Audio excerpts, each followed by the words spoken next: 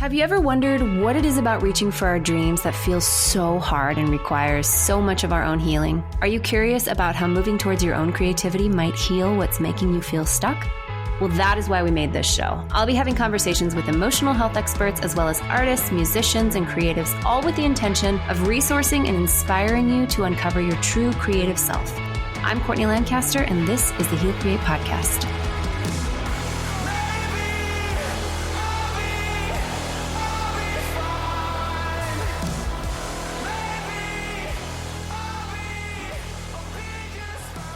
Welcome to another episode of the Heal Create Podcast. I'm so glad you're here. I am your host, Courtney, and today I am speaking with somebody that I have admired for a few years now.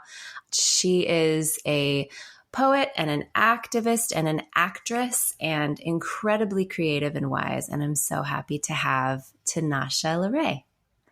Hello. Thanks for having me. Hello. Yes. It's so great to be with you. Thank you so much. We knew when we were coming up with a list of people that we wanted to interview on this podcast, you were like in the top 5. And wow. I'm so glad that you were able to be on. So I'm wondering, could you give us a bit of background about who you are and where you've come from? For sure.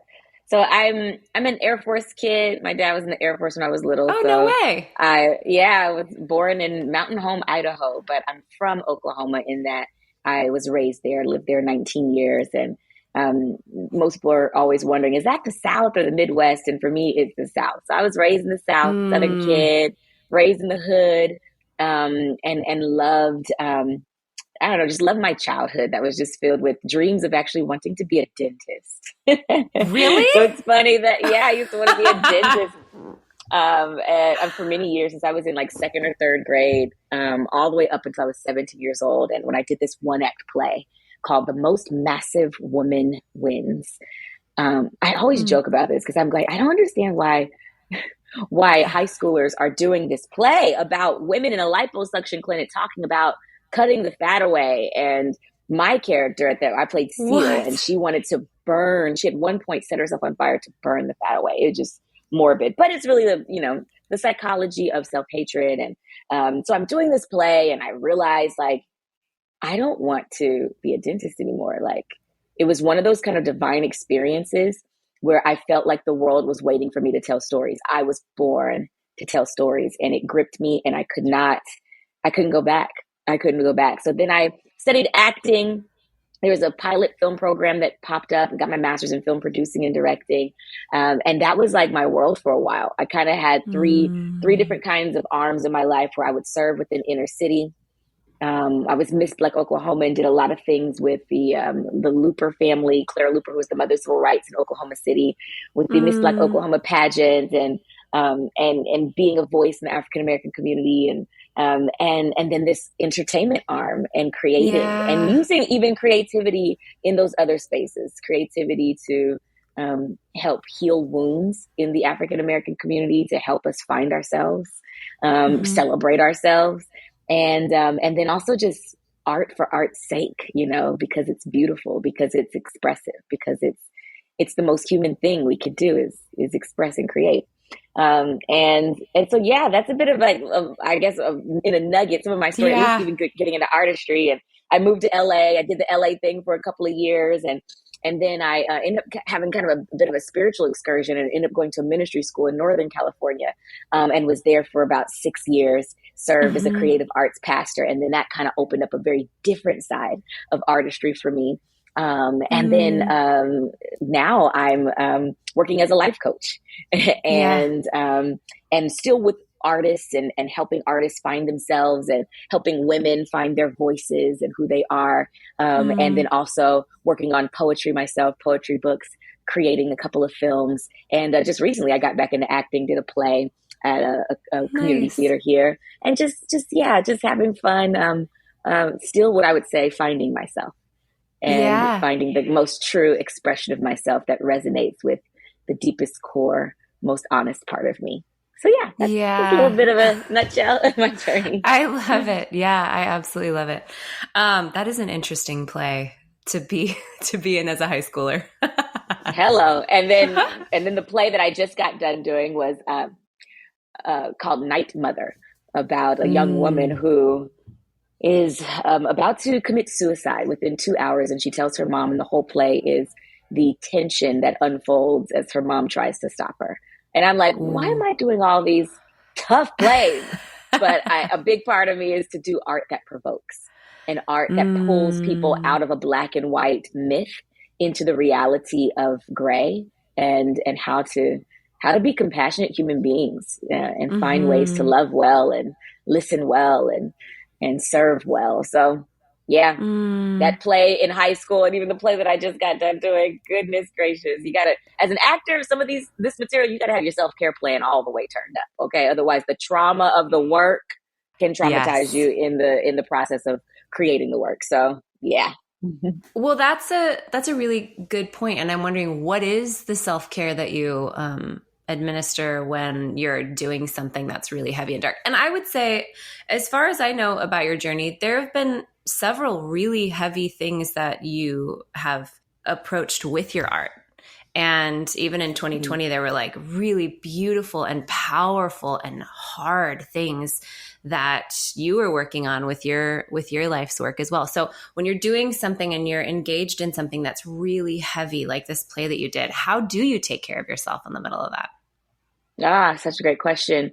My own personal healing journey has taken me to approach life in a more integrated way. I used to compartmentalize everything. This is when I go to work. This is when I go to school. This is when I go do the creative thing.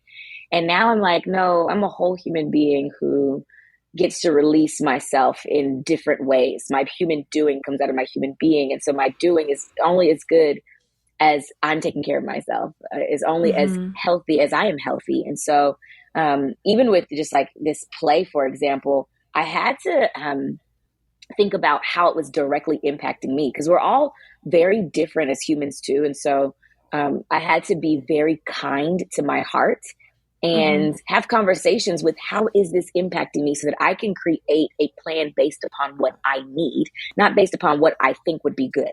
What I think, let me just do some yoga and it'll be fine. Yeah. Like, no, right. What is it that I actually need? And I was finding myself fatigued. I was finding myself having racing thoughts.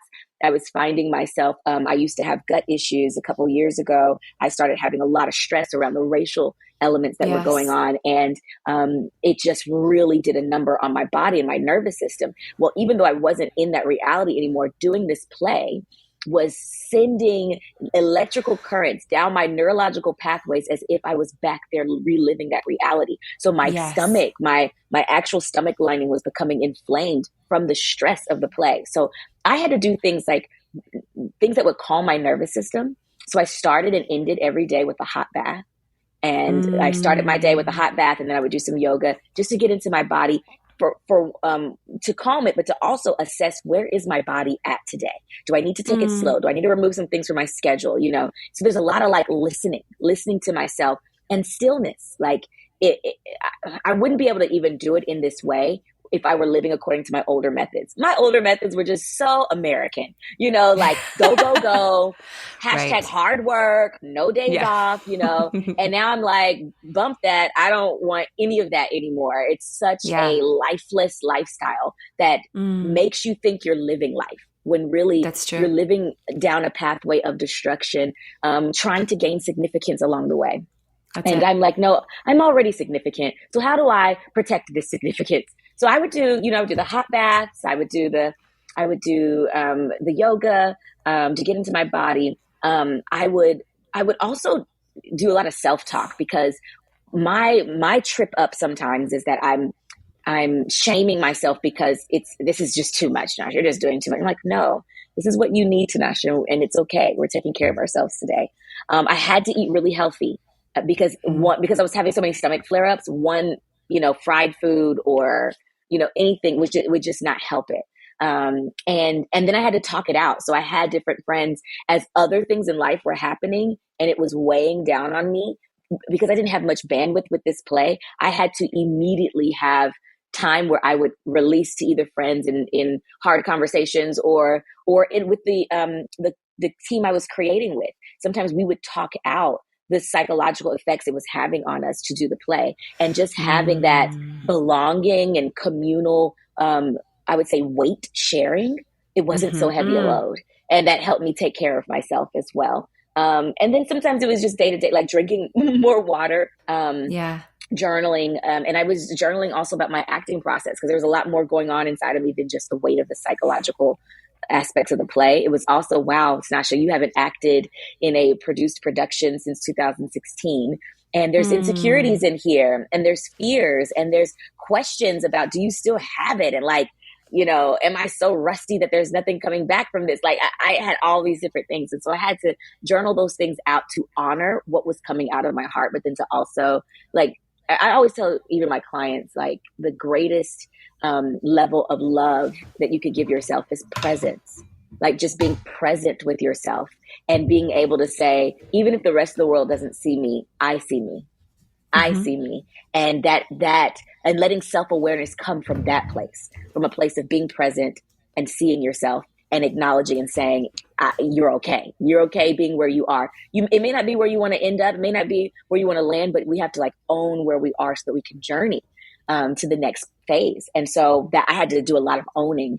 And the situation created so much opportunity for me to see where I really was emotionally, belief about myself, fears, insecurities. I saw it all and I said, okay, well, this is the equation that I have right now, the variables that I have right now, the math, so to speak, that I'm working with. And I thank God for these variables that I'm in this space. And I, just gratitude and just loving myself by using kindness and self-compassion and making it tangible, not just like the I would say ethereal or like ambiguous sort of fairy kind of version of it. Like, no, I'm driving and I'm arrested by a thought, and I would stop and I would go, no, we're not. And I would either clap my hands and disrupt that thought, and I would go, Tinasha, you're doing everything you've dreamed of doing.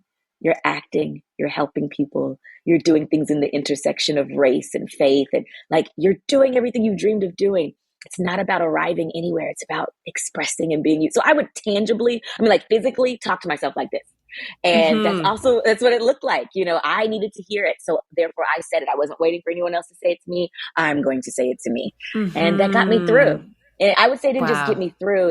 It brought me to a place of thriving, because I felt so anchored in myself and confident in how I was doing it and how I was releasing creativity. Yeah, I'm nodding so hard right now because my sweet assistant who edits all these has mentioned to me my laughing and my like, yes, yes, yes, yes. She's always like, okay, so if you could maybe, but I could not agree. I couldn't agree more. This is the entire heart of this project for me, is emotionally sustainable creativity. But what you're talking about, well, a couple things.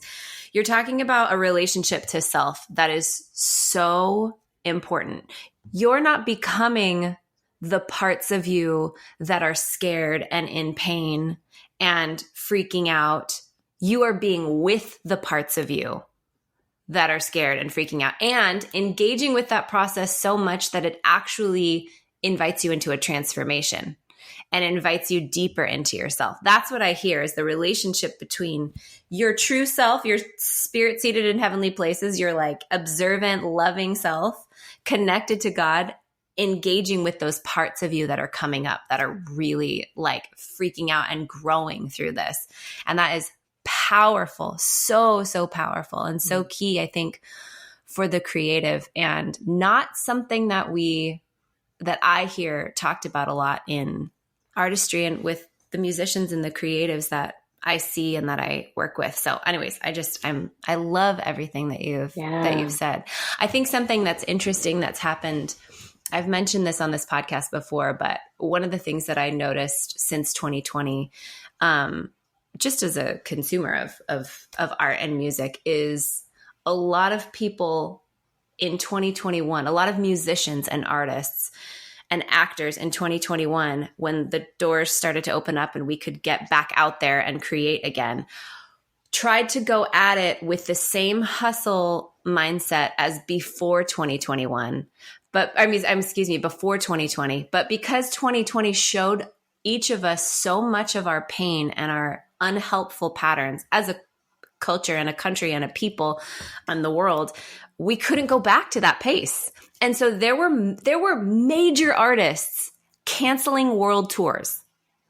There were major famous creatives and actors coming out with documentaries about their mental health, coming out with books and memoirs about what actually has been going on behind the scenes of their fame. And I think that it's been this major invitation and wake-up call to do this differently, because art will heal.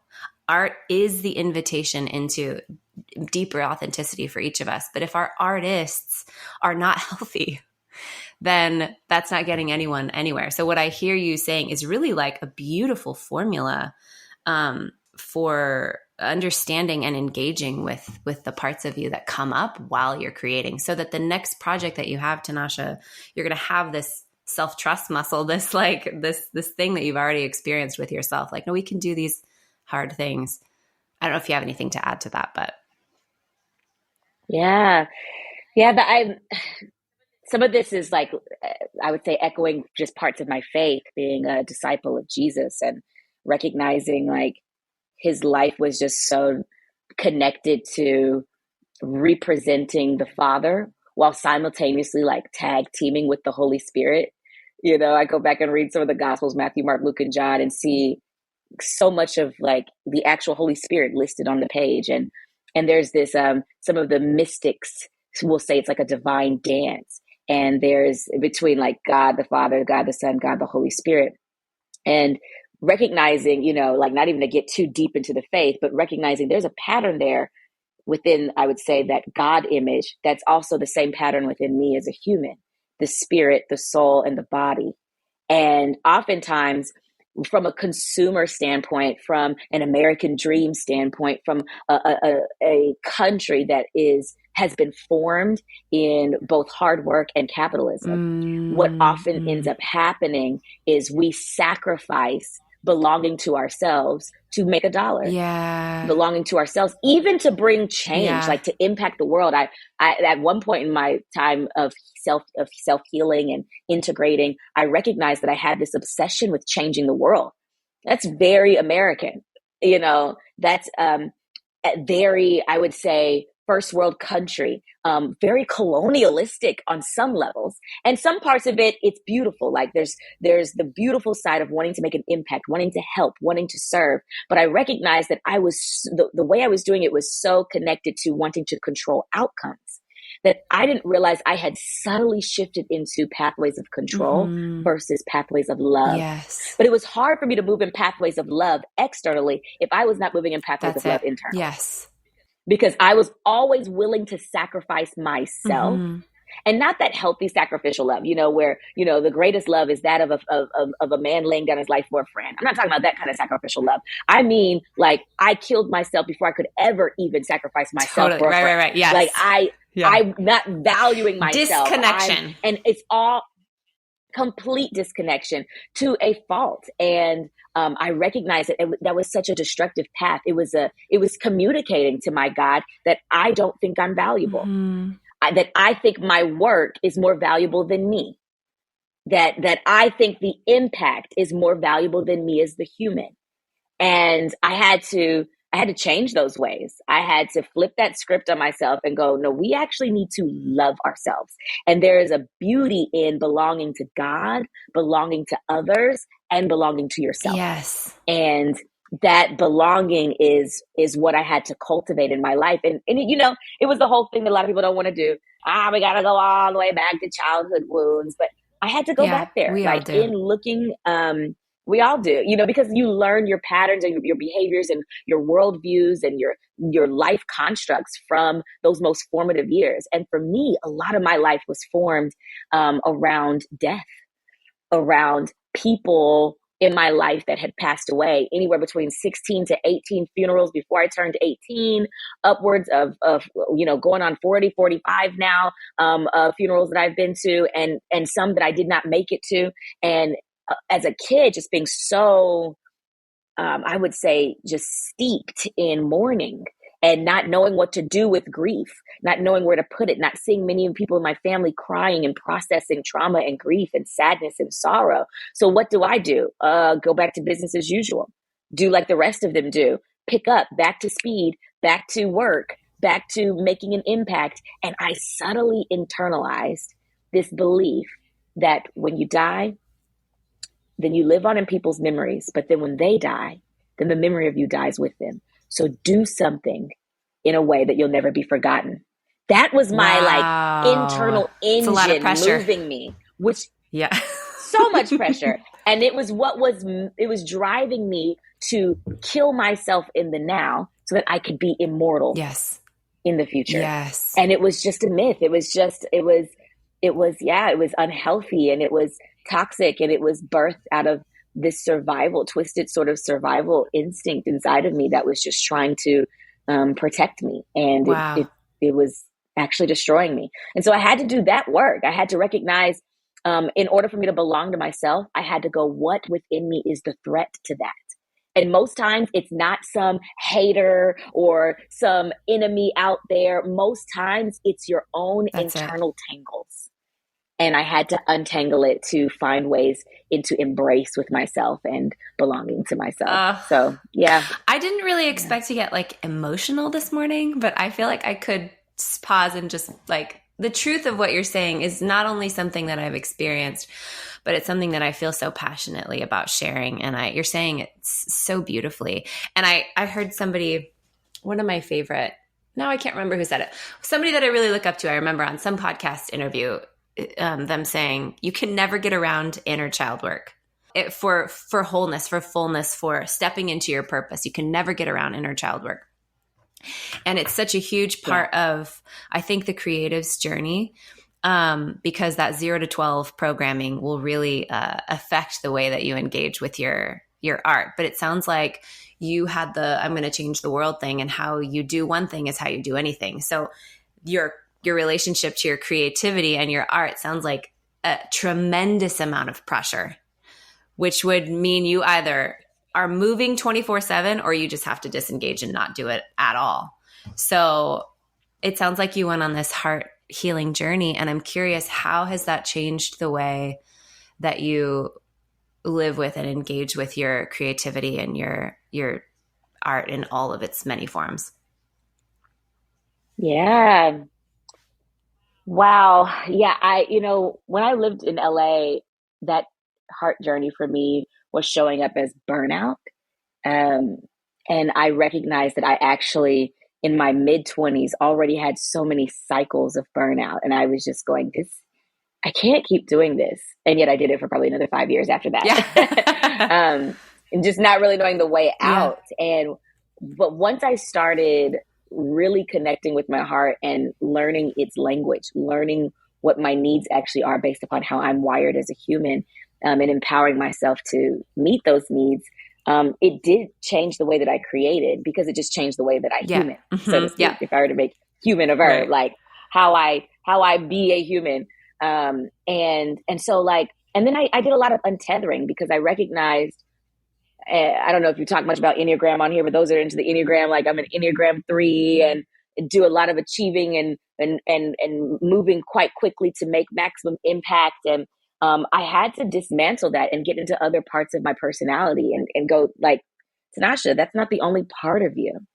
Like there's parts of you that love slow. There's parts of you that love deeply feeling, not just deeply impacting, but just deeply being with. There's parts of you that love softness instead of this hard exterior that you've had to have in the entertainment industry in order to deal with the rejection or it's a male dominated space once you start getting into producing and directing. And so sometimes you're in rooms and you're being talked over I was like, there's other parts of me. How do I nourish those parts of me? And in doing so, it has made me, like, I would say I'm probably now very disenchanted by the way it was presented to me. The red carpet, yes. Like the epic, the glamour. Now I'm like the glamour, all of that, or like what's at the pinnacle of the sign that you've made it to the top.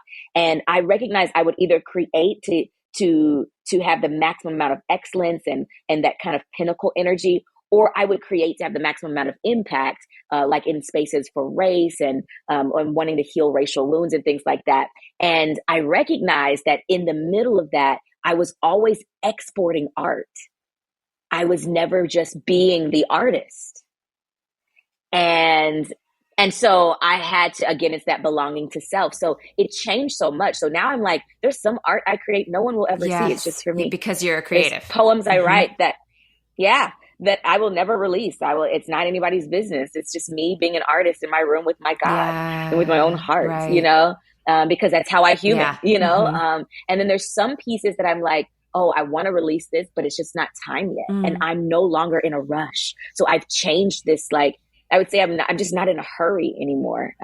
There's one of my favorite books written by John Mark Comer, The Ruthless Elimination of Hurry. And it's ruined me for good, recognizing how so much of American culture has been formed in a hurried state, that we live our entire lives and are so numb to living that we don't even recognize we've been alive. Like we like forget so many deep, impactful memories. And sometimes mindfulness is not enough to help you remember those things. Sometimes you actually have to change the construct in which you're living life and slow it down. So I've slowed it down. I've slowed it down with my artistry. I was sitting down at the beginning of this year going, what do I want this to look like in the next 10 years? Not what's my blitz for the year. I used to like, what's the blitz? No, in the next 10 years. And there's fewer things on that list because I want to savor them. And I want them to be beautiful and rich. And I want my life to be enriched in making them. And I want to remember every aspect that I can possibly remember because I slowed down enough to savor and taste every morsel of it. And that's very different. A lot of my friends that I went to school with, high school or even college, many of them are like, I thought you would have done more by now, and there's this like, more, and I'm like, yeah, I thought I would have too. And I'm actually okay with having not, because I want this slower pace. Right. I'm also of the thought that when I get to heaven, I'm an artist for all of eternity. So what am I rushing for? I'll just keep creating. Yeah. I'll just keep creating. If everything is restored to origin, if everything is restored to as God rightly intended, then those who he made artists get to remain artists. Yes. Yeah. As he rightly intended. So I'm just not in a rush. And so there's a lot more, I would say, we were talking about the self-awareness and what resonates. And if it doesn't resonate, then I don't release it. If it doesn't resonate, then I don't do it. And that's not to say that I'm looking for what's extremely comfortable. No, like most of the things that I create are extremely uncomfortable. And they're moving into spaces where there's mass amounts of rejection. I just don't have the luxury of pursuing comfort. But there's like an inner resonance that I look for. Like, does it feel the most true to me? Does it feel the most like me? Or does it feel like I have to betray myself to do that? If it feels like I have to betray myself to do that, or modify myself, or compromise at the most core level of my essence, then I'm not touching it. Whereas other times I would go, well, Tinasha, that's just how you have to play the game. You got to get in there and do this. And then when you get enough power and position, then you can make these. Like, no, by then there's already a narrative that I've created. Right. And there's already so much I formed in my neurological pathways and so much that I've bowed down to along the way, that will I actually do that when I've become this person who compromises? No. Let's be real with ourselves. So I've just changed. I flipped it upside down. And I also, I'm a producer, creative type. Yeah. So I'm also not concerned about how I'm going to get to some of these places, because I'm that type where I'll make my own vehicle. Yeah. I'll make my own vehicle. So some of it also, I'm exploring collaboration in new ways that I haven't before. And just being very specific. Very specific. So the healing journey has, influenced me in that way. Where I guess I could say I just don't care about a lot of stuff anymore. Like the things that I used to care about that was so connected to validation and significance, and like I just don't care about it anymore, because I'm watching how many casualties have been, accumulated along the way in that particular modality. And I just don't want it. It's no longer attractive or appealing to me. And maybe my healing journey has made me a bit more of a mystic, Oh, But for it's the thing that sure. feels the most honest. Yeah. And that's what I tell people, like, you can't go wrong with honesty. And the first place to be honest is with yourself. Yes, that's it. Oh my gosh. Yeah, I would say the healing journey has made me so much more of a mystic as well. I love the way that you put that. So true. Into the woo woo we go. Mm-hmm. I think Yes. that we're big nervous system nerds around here, and you've kind of mentioned that, like working with your nervous system. And what's interesting about understanding the nervous system is that creativity is actually the natural state of a nervous system that feels safe. So when we're Mm. moving into those high expectations for our art, we're actually already acting in self-protection, because we'll notice our thoughts get really fast. We start to control things. We start to feel really planning, all symptoms of a nervous system that thinks that you might not be okay if that doesn't happen. So like learning to work Yeah. with your nervous system, learning to help your body feel safe and present and calm is actually the most effective and productive way to create, period. But it's upside down from what we've been taught. It's like you go slow to go Yeah. fast. You relax into the moment in order to create. The natural flow state of a human that feels safe is creativity. So I love that you've Yeah. mentioned that, like learning that along the way and how bumpy that is when you're so used to hustle culture. Or like you said, how it's been presented to you is like the hardest workers get the most accolades, the most powerful, impactful, quote unquote, world changing artists, creatives, or what in any field are the ones that are actually doing the work. And that is absolutely not true and not the only way to go. Yeah. I have this question that comes up. It comes up with my clients, and I think it's so interesting. And I'm wondering, because you also coach creatives, how you might answer this. There's this fear that comes up. It comes up so much, and I thought it was maybe only me when I was going through my own healing journey. And it comes up so consistently, this idea that I'm afraid that if my dreams come true around the art or whatever that I'm creating, I'm afraid that if the dreams that I have come true, I'll find out that it wasn't what I thought it was going to be. And then I'll be devastated. Mm. And I think it's such a unique and interesting way to be afraid of our own greatness and our own true authenticity. But there's some emotional red flags in that statement. And so you kind of spoke to this already, but I'm wondering if you had a client who said, like, I'm afraid of pursuing my art because I'm afraid to find out that, like, it actually isn't fulfilling, or if my dreams come true, I actually won't be happy, and then I'll just be broken or devastated. Yeah. What do you think about that? You know, I think it's an incredible question. I think it's, gosh, it's giving off so much like imposter syndrome and fear of success, or, you know, all of that. First, I try to figure out what people have relationship with in their dreams when they're dreaming of something, you know. So I would probably ask them, when you think of your dream, what is it that you see? And I would want them to describe to me, when they're standing in the land of their dreams having been fulfilled, what is it that is fueling their happiness? What is it that is fueling their sense of fulfillment? So I can kind of pick through that to see what is it that you're actually relating to in the dream.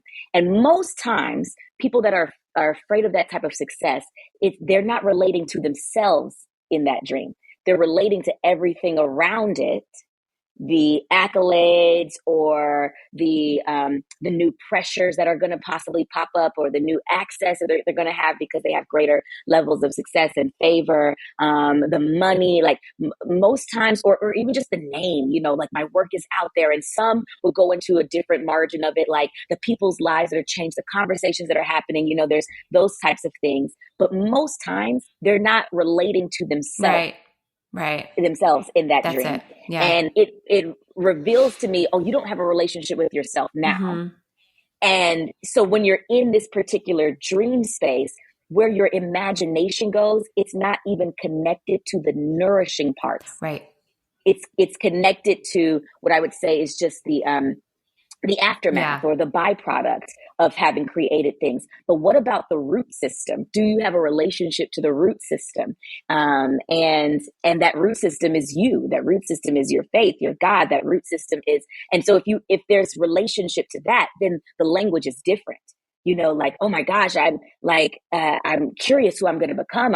I'm curious. Am I still going to be, focusing on this or focusing on that? And most times people get excited about the possibility, or if people are of the thought that they can hear God's voice, they're wondering, what's God going to be saying to me in that space? And it gives them things to look forward to versus dread. Yeah. Because when you're connected to the root system, you're connected to abundance, not scarcity. Yes. When we talk about just getting into that space and there's the fulfillment, the fulfillment that we desire, most times we start describing things that fade, money, accolades, certain relationships that come with those success points, fame or trends. Like all of those things are fading. I can't make that be my root system. Those things are going to, if that is my root system, then I am setting myself up for a lifestyle of scarcity. Yes.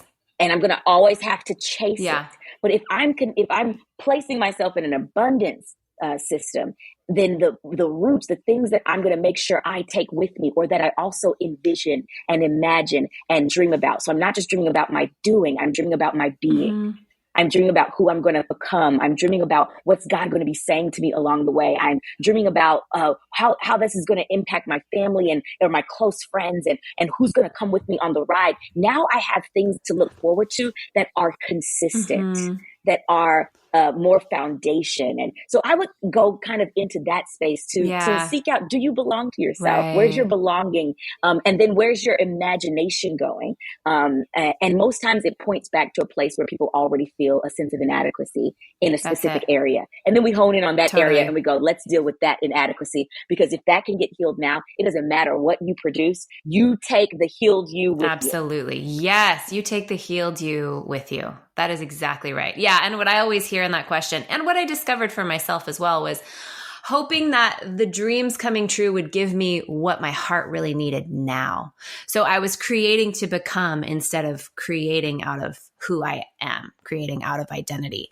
And that will devastate you every time, because I did, and you may have experienced this too. I did experience dreams coming true without belonging to myself, and it nearly killed me. It was, I fell apart because there was no foundation of safety within myself. I was hoping that the things that I wanted to create would give me what I needed to be okay. That's a recipe for disaster. I feel the same. I mean, like, there are times I was performing in front of audiences of 2,500 to 3,000 people, singing, dancing, acting. And in my mind, I couldn't even cherish it because I'm on to the next thing in my head. And I'm like, wait, no, you're in the dream right now. Yeah, right. You're in it right now. But you can't even think about the feeling of fulfillment when you've created your life about what's next. Yeah. When like the habit, the pattern, the mindset, the actual operating system within your thinking as a human and as an artist is, I've got to get there. Then you never ask yourself the question, where am I now? Yeah. And how and what about right now is enough? Yes. And what about who I am right now is enough? And what meal is in front of me that I need to eat from that enoughness so that I can be nourished now, not nourished later? Yes, absolutely. And I had to flip that script on myself too, like, Tinasha, there's enough right now. Yes, absolutely. And you're enough right now. And when you know that, when you deeply know that, you can create whatever you want. And it's not so high stakes because you know that you're okay. I always say, when you know that you're okay, when you know deep down that you're safe, you can create whatever you want. There is no high stakes. It's just an expression of who you truly are. I love talking about this, and I love hearing the way that you're expressing all of it. I'm wondering, just as an artist and a creative, what's inspiring you right now currently? Like what kinds of things do you light up when you listen to, watch, hear, read? What inspires you? Yeah. Wow. Goodness. I feel like I'm inspired by so much. I'm always inspired by excellence. When I see something that is just so excellently put together. I was just in New York and seeing some Broadway shows, and I saw Some Like It Hot. One of my good friends is in that musical, and it's a fun, hilarious musical. But one of my favorite scenes is this like chase scene, and the way they're moving all the set pieces, and it's just hilarious, and it's perfectly timed. And I'm just looking at it, and the excellence of it was just so through the roof, and the refinement process of creativity inspires me. Things that inspire me right now too are anything that's connected to the concept of connection. Seeing like even performance art, or I would say like experimental art. So I'm sure some people have seen things like someone sitting outside in a social experiment and they have like a table and then they say, and they'll like have the person come up and stare at them in the eyes or start a conversation, or those types of things really inspire me. I just start getting ideas for stories from seeing just human connection. Or I love, there's a couple of Instagram people that I follow, like Jimmy Darts, or Charlie, and people that are going into spaces and they're actually connecting with people in their pain and in their place of need, and they're connecting with a greater audience and saying, we are going to make a difference in this particular space. And I don't know, it's just that pathway of connection that inspires me. It makes me want to write. It makes me want to create stories. It makes me want to get out of my skin and just, go do something.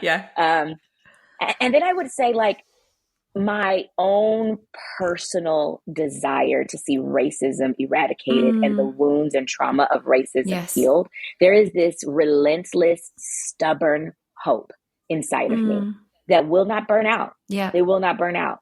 And it keeps me writing. I'm writing a musical right now. I'm writing a couple of a short film and a feature film, and then potentially a documentary off of this woman's life. And what's fueling me is I want to use these vehicles to even reinsert a specific method that would help us heal these racial wounds, but through art, because art bypasses the brain, goes right to the heart, and people are able to enter into things that in other scenarios would have been challenging, would have been difficult, would have been almost impossible because of all of the neurological pathways fighting against it and pulling them into survival mode. The heart sometimes will go, hey, this is actually what we need. And part of that too is studying nonviolence and the nonviolent philosophy that Dr. King popularized, and so the idea too of like pilgrimage and going on pilgrimages to go and study nonviolence and study these aspects of connectedness.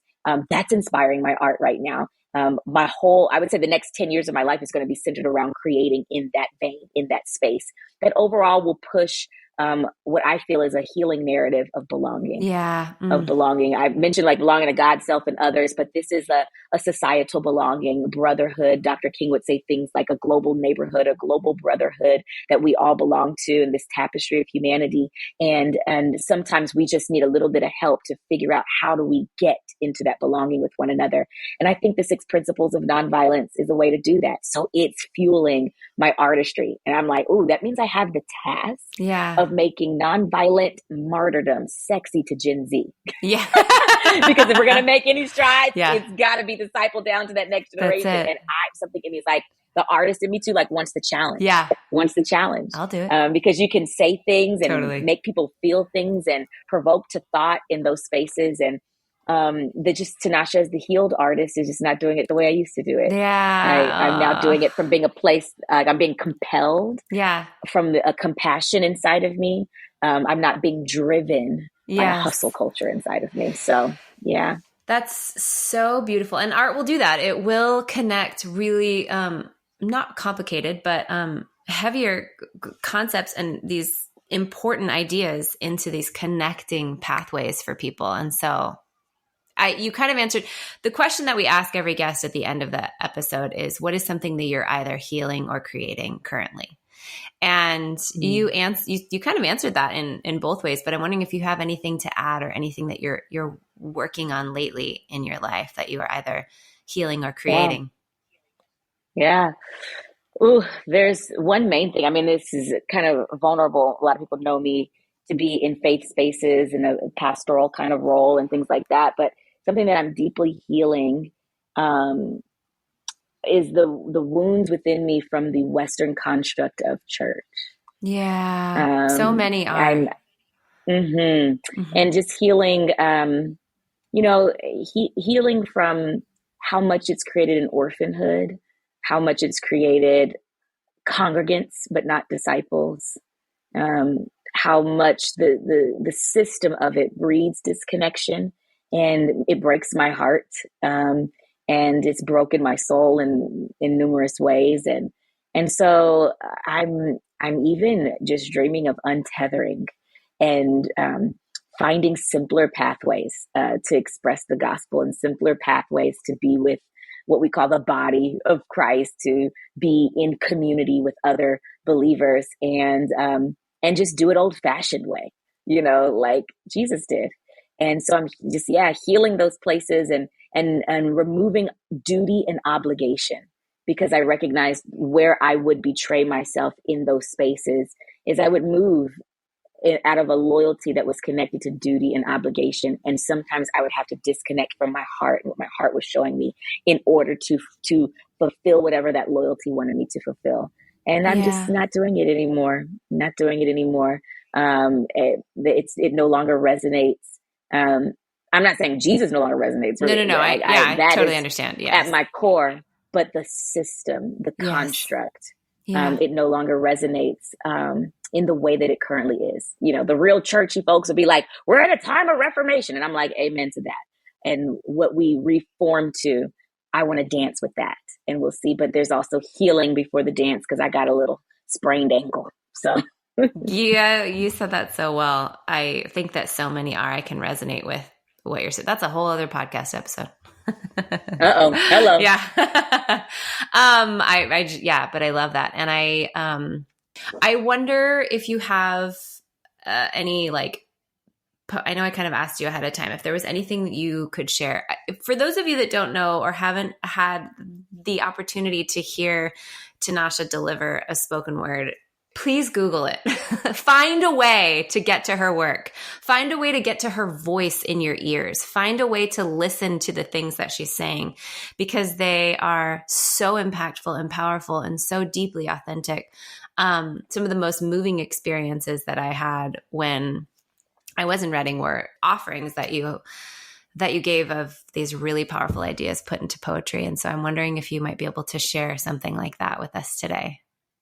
Yes, I do have a piece that I think is kind of appropriate, and one of my most recent pieces that I've written, so it's a little fresh.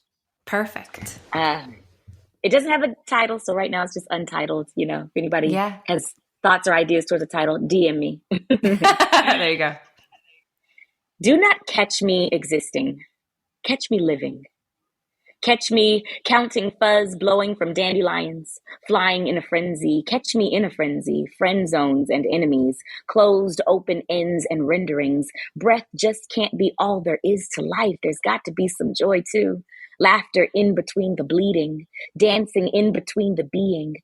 I find that hearts wide open are the best to love. I've learned that hearts wide open are the messiest to love. But love me in my mess, not my mask. Catch me in my flow, not my past. If I'm going to use these here ingredients called pain, called reflections, called mirrors, called aching, called breaking, then cook me up a moment that keeps on giving. Take me from existing to living.